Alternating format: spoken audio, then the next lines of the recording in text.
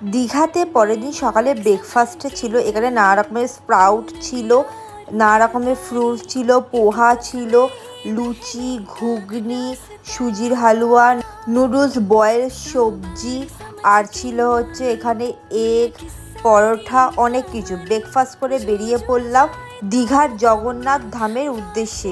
মন্দিরটা দেখো খুব সুন্দর কারুকার্য করে বানিয়েছে, অপূর্ব বানিয়েছে মন্দিরটা। তোমরা কারা কারা গেছো দীঘার এই মন্দিরে অবশ্যই জানিও, আর তোমাদের কেমন লেগেছে অবশ্যই জানিও।